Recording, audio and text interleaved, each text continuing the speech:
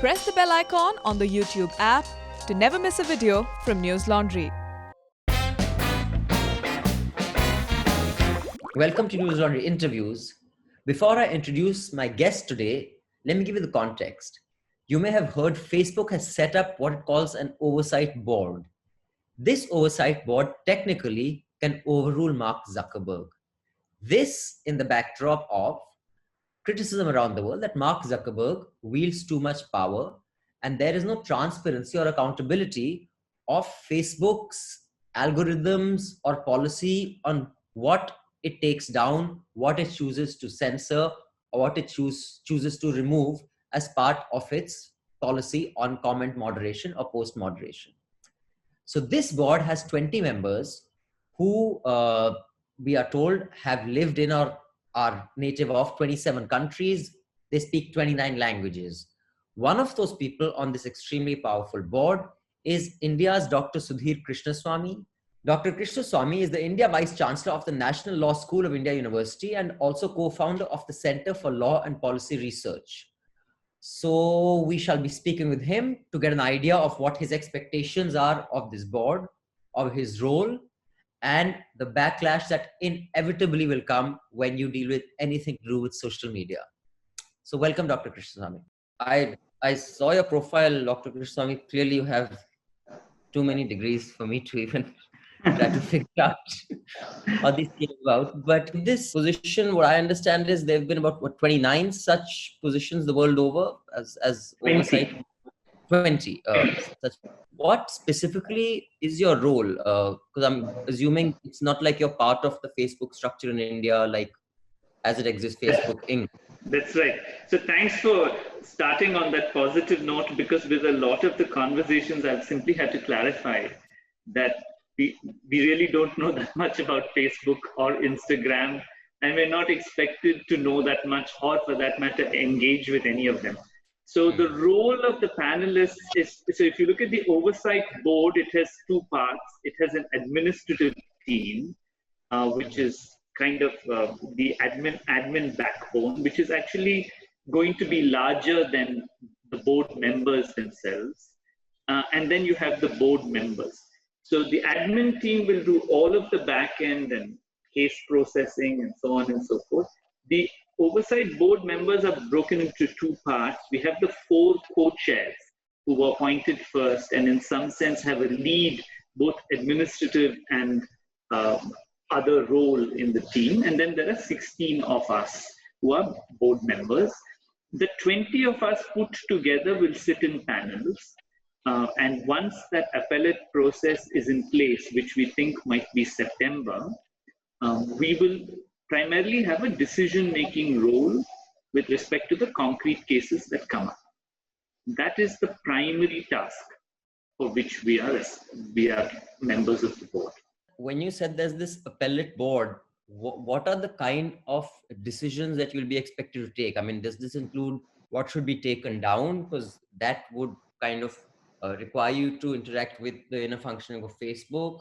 Yes. Any, let's say, red flagging hate speech or any such problematic posts, will they be put to you or will they put to Facebook, who will then pass them to you? So the Facebook structure, Facebook and Instagram are the two platforms to which our work will apply. So Facebook and Instagram have already set up 2 layers of moderation or content policy review. One is they have a technological layer, and then they have a human moderation layer. Those things will not change. And I think it's fair to say that those layers will handle the vast majority of cases. Now, cases, as you know, a lot of people are unhappy with the platforms with respect to either the decision on these cases or the manner in which those decisions are made, right? So, and the range of parties who might be unhappy may be, again, large. And so those users or others who have complaints about Facebook content will have this opportunity to take this up one more level. Now, the Facebook teams and the Instagram teams will also have the ability to refer cases if they feel they don't know what the right decision on any particular matter is. So what you can imagine is that a small subset of these cases, content moderation cases, will be challenging, will be consequential, and that subset of cases will go up to the oversight board, which will make a deliberative and public and clear set of reasons for its decision. Now, once that decision is made, when any case comes up to the oversight board and a decision is made, both Facebook and Instagram are bound by that decision. And so that's the way the structure is set up. Is that a good faith binding or is there a legal binding as well? I mean, there is a legal layer to the binding. There are undertakings by both companies as well as the CEO that the two companies will follow the decisions. So it has a legal layer, but if one is very cynical and says, one might say that the real thing that binds it is the firm commitment, that the good faith commitment, as you put it, that this will be implemented. Considering the kind of effort that has been put into putting this board together and so on and so forth, I think the decisions will hold. And when you take this decision, is the board going to be sitting all 16 of you, I mean, minus the 4 admin roles, or is there like a minimum quorum, like 7 of you will take a decision, or for each decision, all of you expected to sit together? So the way the decision, so all 20 will be in the decision-making process. So the 4 co-chairs will also be part of panels. So there's a 2-layer decision process. All decisions will be made by panels. Panels of 5, panels of 4. And all decisions have to be confirmed by the board. And if the board is unable to confirm a panel decision, it may be sent back to a new panel. To confirm, I'm just trying to understand what confirm means. Let's say a panel of 5 sits be taken down. That decision then will be confirmed by the board as in all 20, or there could be a split? Yes. So there can be a split. So, if we set up unanimity as the standard, that would be great. And if we all agreed and could persuade each other to agree, I mean, that would be ideal. But I think that's setting a very high standard. But these decision rules will be clearly spelled out in the next 90 days. In fact, that's exactly what our current work is. So these rules were, the board will make these rules and publicize them. So we will make a very clear document that explains the decision process. What decision rules will the panel follow? What decision rules will the board as a whole follow? Will it be unanimity? Will it be majority? Will it be a super majority? All of those questions. So in case there is a split, it will be clear like a Supreme Court judge bench that these 3 judges voted for, these 2 judges voted against, or decided for or decided against. Is it going to be that clear, or will just the decision be out?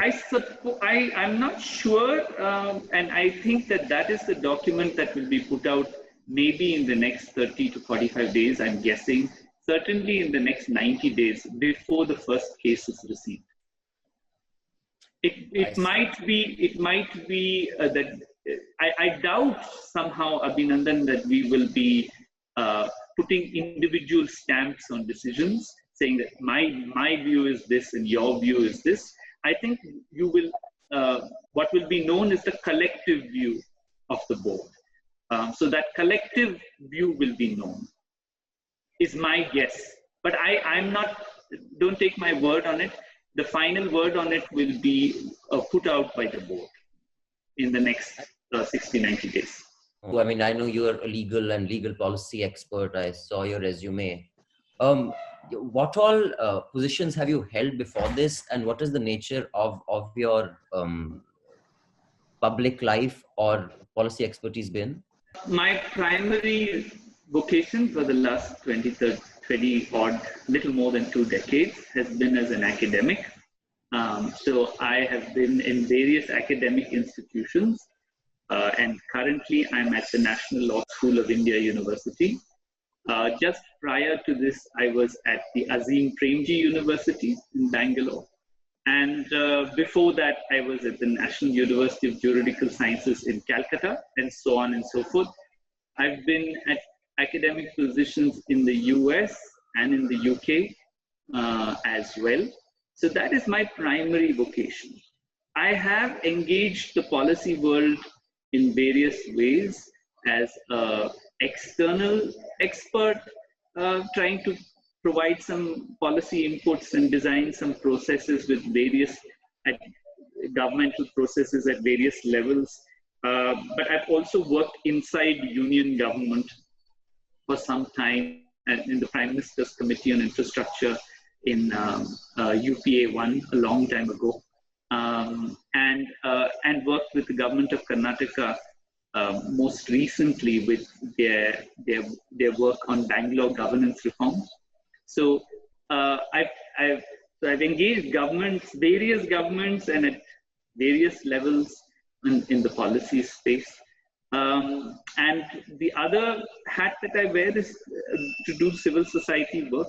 So I've been doing that for about, again, better part of 2 decades and a little more. First with the Alternative Law Forum in Bangalore, and then with the Center for Law and Policy Research in Bangalore. So both organizations, I was closely involved with its initial founding and thereafter. So my civil society engagements are quite wide across India and across various kinds of organizations. So if I were to just organize it in those 3 buckets, that's how I would. University academics, my primary vocation. I've done some government work through and through over a long period, and then civil society work in a sustained way over 20 years. Yeah, of various types. Some of it is research, some of it is some advocacy, some litigation.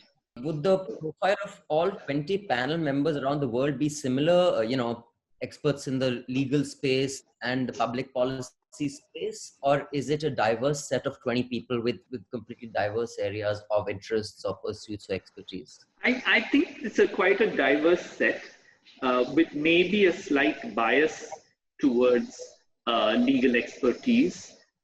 Maybe that's the way I describe the panel.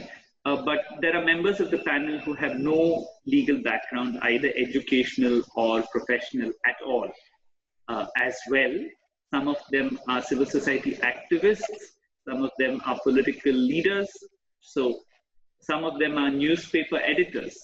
So that's the range of people who are sitting there. And some of them, I think, are technology experts. And that is by design, I think, that the panel was designed like that. And all 20 are from different countries? No. There are a clutch from the United States and a clutch from the UK. But yes, I'd say a majority of the members are spread across the world, spread across countries, with small concentrations in the UK and in the US. Okay, now you personally, I just want to understand, how you would look at any problematic posts or, problematic trends that may emerge on Insta or Facebook. You see, much of what one would call problematic or potentially dangerous is very culture specific, right? Something that one may say, especially in the current environment, not just in India, but around the world, may not technically be legally problematic or legally, libelous, but could have severe repercussions. But to really understand that, there is such a deep cultural understanding required that what does this term mean? I mean, I can't, say some of those words because it's illegal in India, but, there are cuss words around that refer to castes. There are, certain slights which don't even have that word in it, but yet in regular pop parlance, one knows what that means.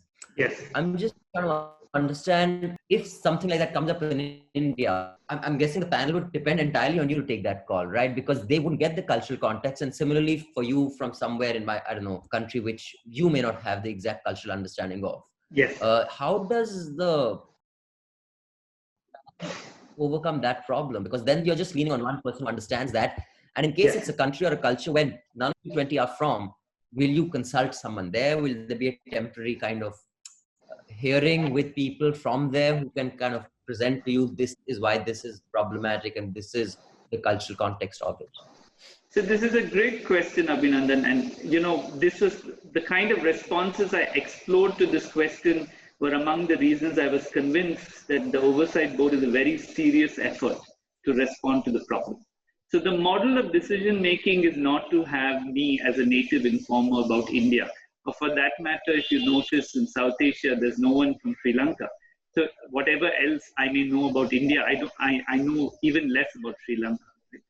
So that's not the model. Even when we sit on, say, an India case or a Sri Lanka case, it will be a panel. And remember, I will have to convince my panel members, whatever specific cultural expertise I may claim, I may or may not have. Yeah. So the model is this, is that yes, members of a region will sit in panels. That's correct. But there would be a minority of one, right, on the panel. Right. But the panel will call for expertise. This is the model. The model is that whether it is linguistic meaning that we are unsure of or semiotic meaning that we are unsure of, we will call on people within those communities of users or cultural, linguistic, ethnic communities to understand that meaning before decision making is carried out. So expertise is not just the expertise of the panel. The expertise that we will rely on, and this is built into the decision process, that we will have the facility to call on translators, we will have the facility to call on communities that are affected by this and their spokespeople to understand why this issue might be carry a particular local nuance and might need that attention. So that is the model of decision making. It's not going to be, for these reasons, not going to be fast. It's not the fast cases that will come to us, right? It will be the cases that require deliberation, and because that case will have a long run impact, it's only those kinds of cases that we will take. We hope it will infuse itself into the technology layer as well as the human moderation layer in Facebook and Instagram, and so improve the overall quality of decision making. That's the model, right? So the oversight board is not going to deal with the largest volume of cases, but if we do what cases we do well, then it can infuse itself. The logic of these decisions will work its way into the other moderation layers and hopefully will improve the overall quality of decision making. This is the model. So it's a bit like a parliamentary panel that gets all stakeholders and expertise who present before a parliamentary panel before the parliamentary panel takes a call, because you can't expect all MPs to know about, for example. Parliamentary panel sounds grand. It will be more modest than that.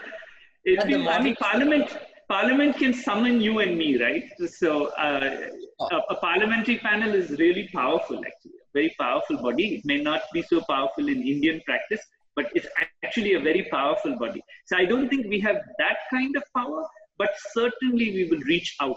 There is no assumption, no premise that we understand all the challenge cases. Understood. So now this brings me to another challenge that I foresee, because I mean, not that anyone's asking me, but if I were on a panel like this, my views on free speech are very different from how the Indian Penal Code or Indian Constitution prescribes the freedoms that we have on speech.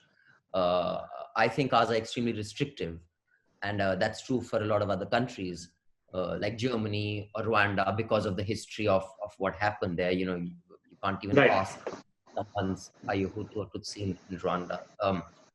So how are you going to reconcile?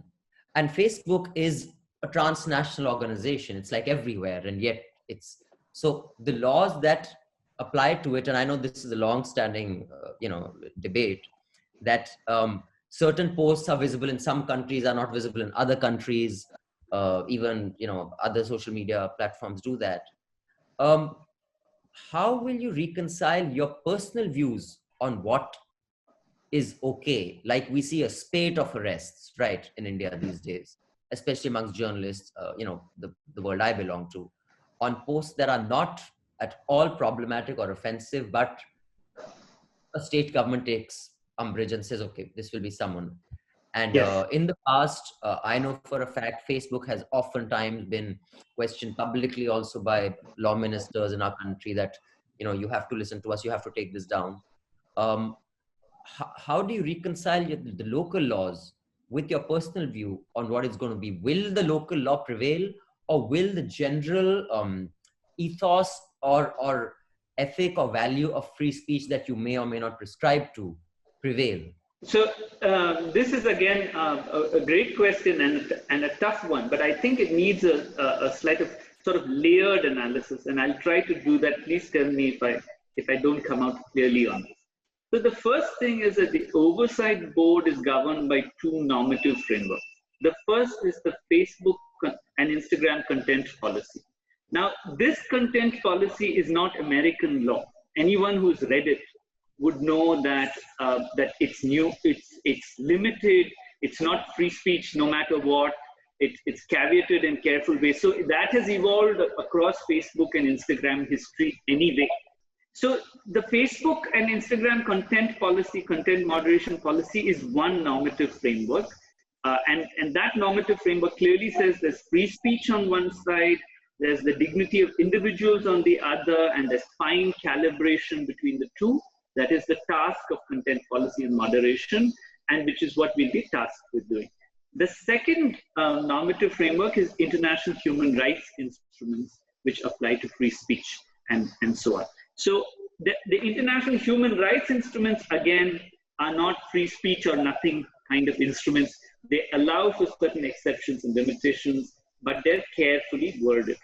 Now, these are the two policy frameworks which drive the oversight board decision making.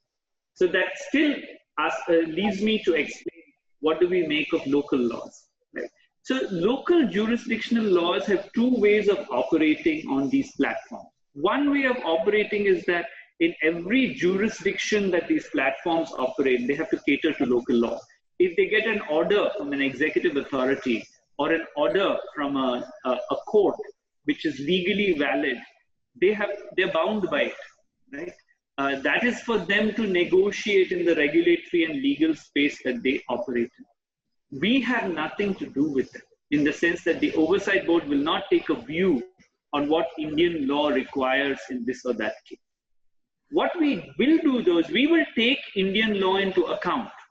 So if, for example, we get a challenge case, you mentioned some journalistic speech, we will look at what the Indian law on journalistic speech is, on the free press is. We also have the facility of asking for an expert legal opinion on the Indian law on any question that we are dealing with. We may choose to craft the Indian law into the Facebook content policy and into the international human rights, insofar as it is compatible. All international human rights operate by a norm where they would allow for a margin of appreciation, so which would allow for responding to Indian law. But it's entirely possible that the decision that the oversight board takes on any particular content is not the decision that a local court might take, right? So our binding effect is on Facebook and Instagram, where an oversight board that stands independent of these platform companies, but we make decisions that are binding on them.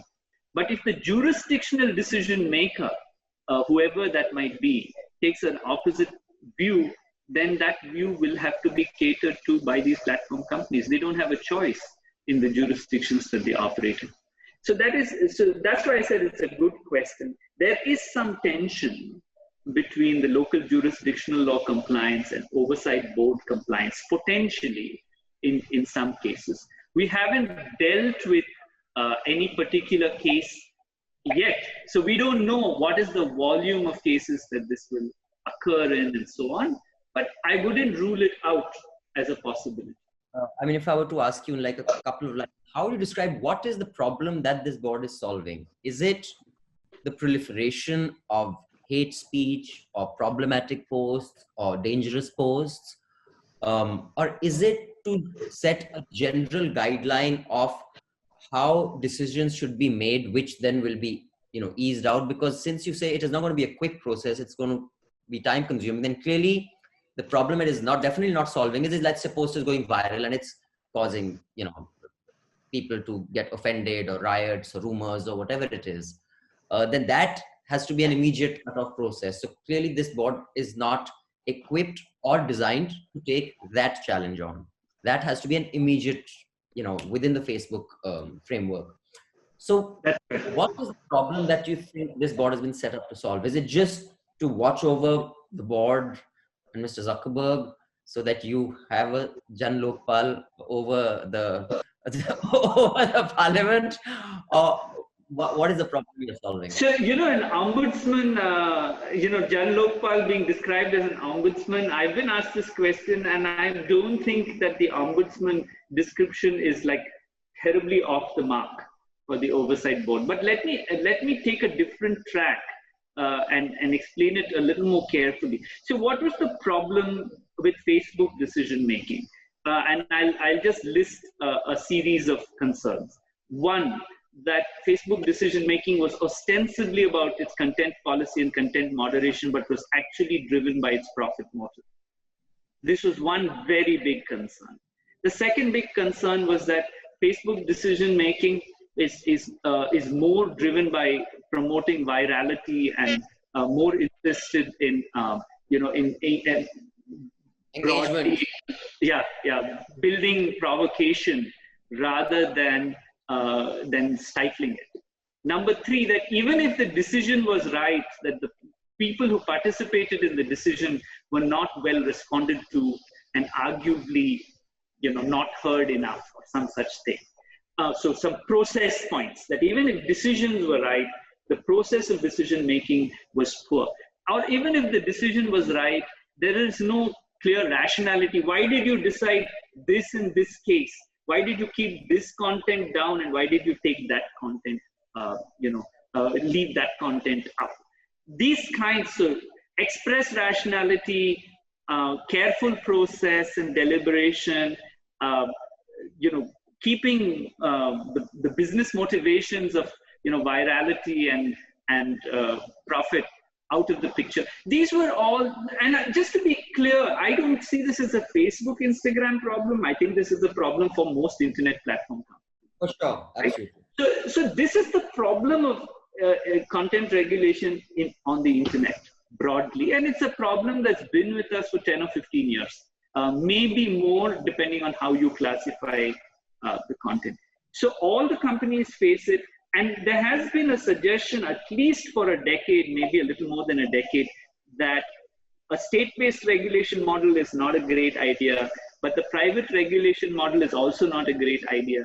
So we need to create this space between the state and the market, and create this independent way of doing content regulation on the internet.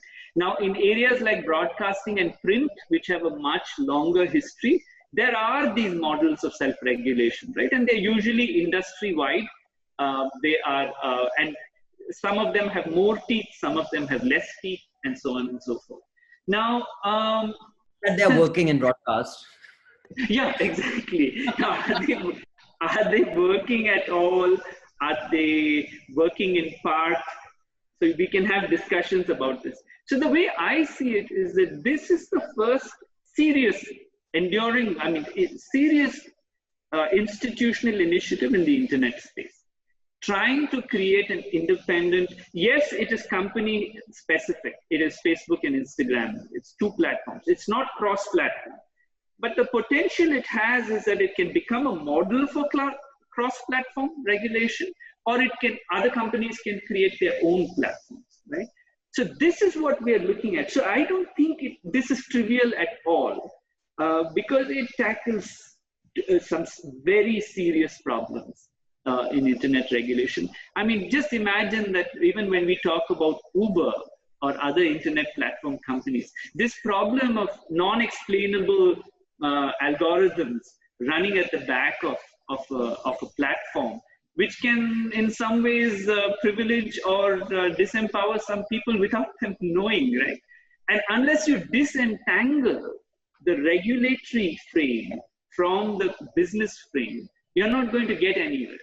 Try convincing an Uber driver that their allocation of rides is just algorithmic and neutral and not profit driven. So this is the problem that is being responded to, and I think there's a serious effort to respond to that problem.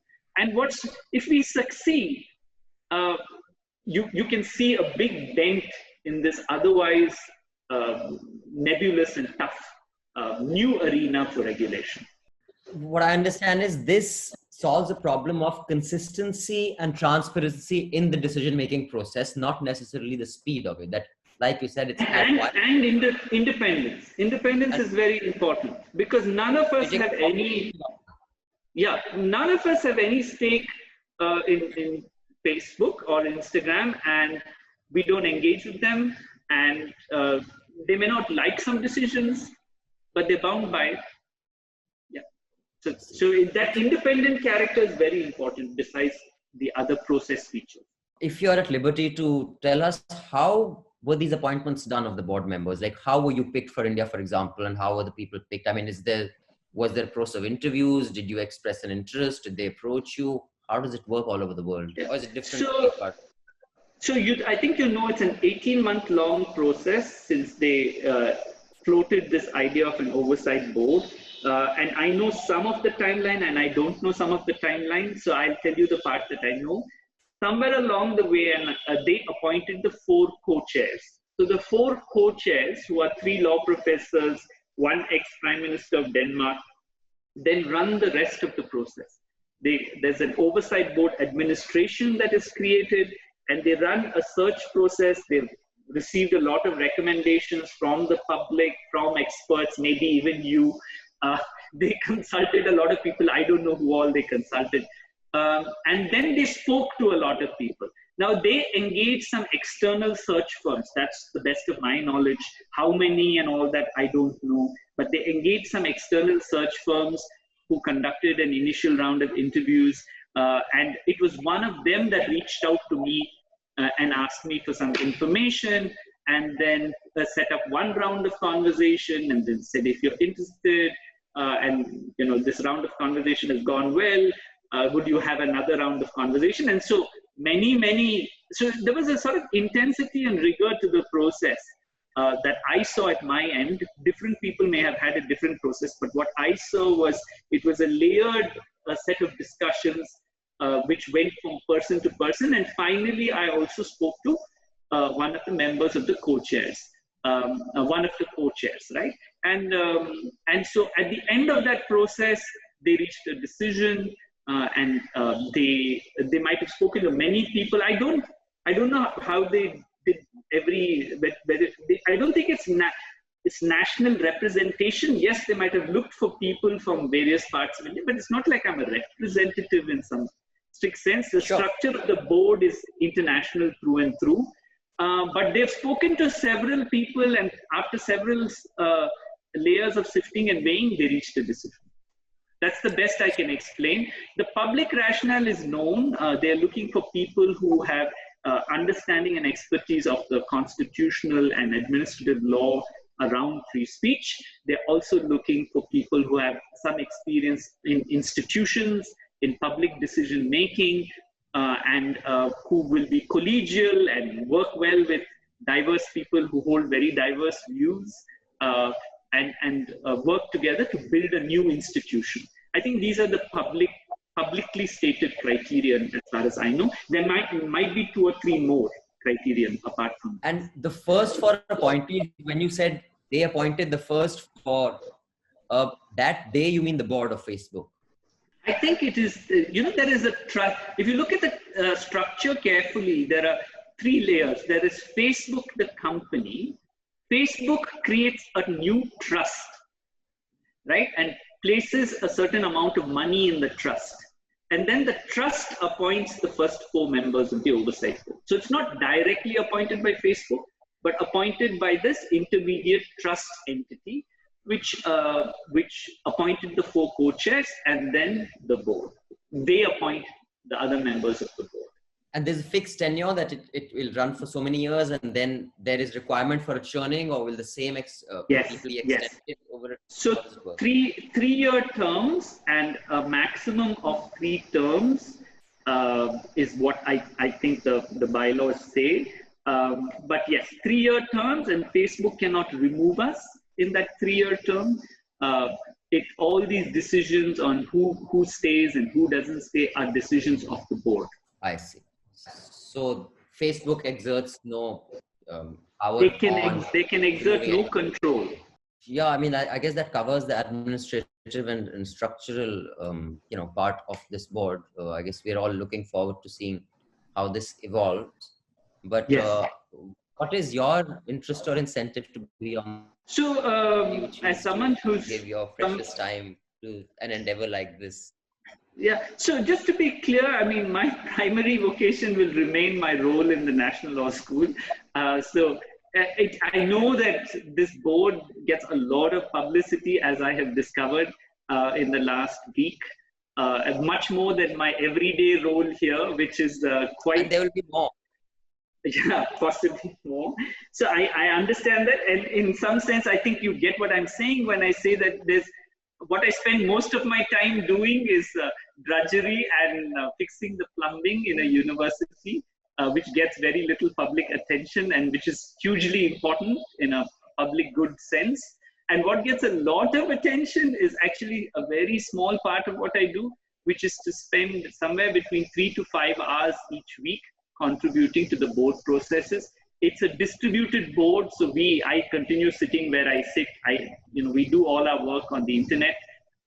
So in that sense, we sit in our homes and do a little bit of extra work and extra reading, doing this work. It's about 3 to 5 hours a week is what we anticipate overall. What's your incentive of wanting to be a part of the process? I mean, I can foresee there'll be some outrage at some point. Ki ye kaise kar diya, ye kaise kar diya. I know. So in an odd way, I don't know what you know, but I took charge as the Vice Chancellor of the National Law School 6-7 months ago, and what I've realized is this is not. I mean, it's a small university, but I think when you occupy even this modest public office, you get used to vitriolic emails, and I can tell you on average, I get 2 a day attributing pretty serious motivations that I didn't know I had, and so I suppose that there's some training in that. I know that when one occupies public offices and make decisions that affect others, it's not greeted with glee at all times, and some people will be unhappy. So in that sense, I'm mentally prepared for that part. What I think is really exciting is the novelty and the seriousness of the experiment. I've written about this kind of stuff before. I think must be a long time ago, 7, 8, 9 years ago. To actually see something like this happen is remarkable. And it's being done at scale. It's being done to respond to an international problem in an international way. And it's being done, as soon as I became aware of the first few names of people who were on the board with me, I was very excited. Because I said, these are great people, some of whom I knew.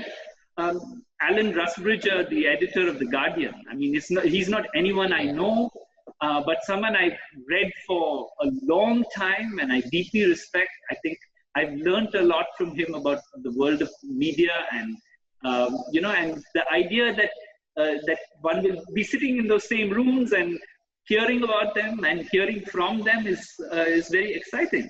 And there are many colleagues like that from various backgrounds. So my sense is that these are the 2 serious motivations. There's a novelty and seriousness to the experiment. There are great people in the room. I trust good things will come of it. Thank you for your time, Doctor. I really enjoyed this conversation and it was very informative, and I went over the profile that was sent to me. I'm glad we have someone like you on this board from India, although you're not representing India, I understand. So, but good luck and brace yourself. I don't think it's going to be a smooth ride. Warnings taken. Thanks. Yeah. That's the world of social media. Welcome. Thank you. Bye.